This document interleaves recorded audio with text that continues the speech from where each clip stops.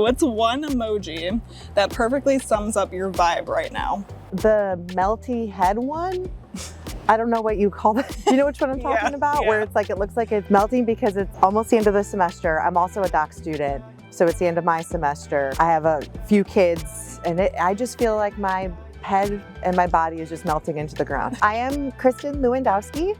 I'm in the Department of Speech, Language, and Hearing Sciences. I'm an instructional assistant professor, and also I do the clinical placements for our graduate students in speech pathology. What's your go-to song, specifically for relaxing in a hammock? I really like Eminem. He's nostalgia for me because I'm from Detroit. So if I'm sitting in a hammock, I think I'd probably put some of his old school soundtracks on. Might not be relaxing for some people, but for me it is. What's a fun fact about you that most people at PHHP don't know? Most people don't know that I do Taekwondo with my children, and I am 2 graduations away from testing for my black belt. That's awesome.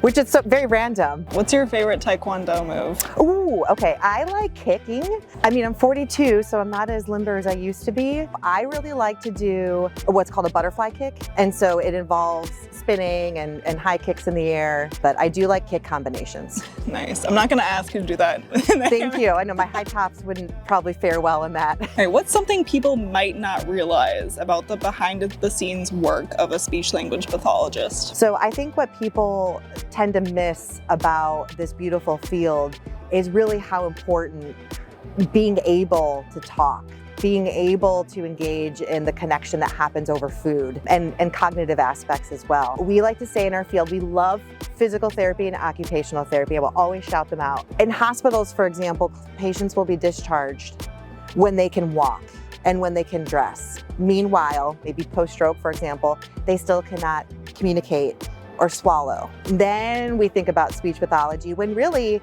we should be up there with our peers in PT and OT immediately. So how have your years of clinical experience contributed to your approach to teaching?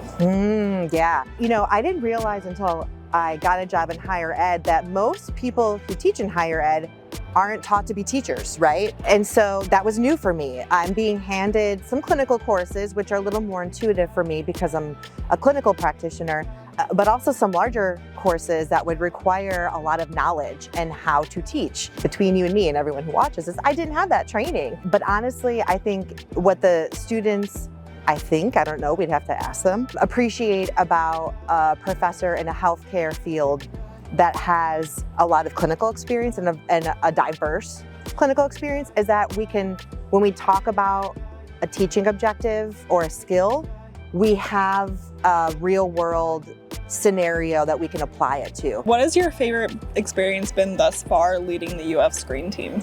Oh yes, this is kind of mean, but I love the uncomfortable situations for students. Humans, we like predictability. We're constantly telling our students, you chose a career field where you work with humans across a lifespan who are very unpredictable.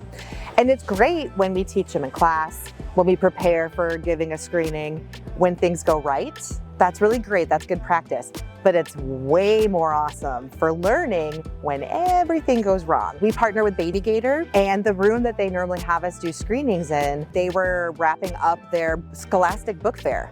So the whole room was filled with books and little toys and knickknacks that when a 3-year-old comes in, they don't want to sit at the table and hang out with us, they want to play with those. So I was like, secretly like, this is going to be great. Those uncomfortable situations help build the students' toolkit for being flexible and adapting to the situation. And I'm pretty good at letting them linger. I think they would tell anyone, you know, in that discomfort. So I would say that my favorite moments are when the things kind of go upside down. What's one piece of advice that you'd like to give your students? I'm I guess a Peloton junkie. It took me a lot of years to pay that bike off. And I constantly take phrases from them. And a lot of it is like, you know, lean into the discomfort, or I make suggestions, you make decisions. So I sometimes say some of those things, but if you were to ask a student, they would say that something I say all the time is, you know, knowledge is power. And the takeaway from whatever I'm teaching you right now is to be informed so that you can partner with your clients the best that you can.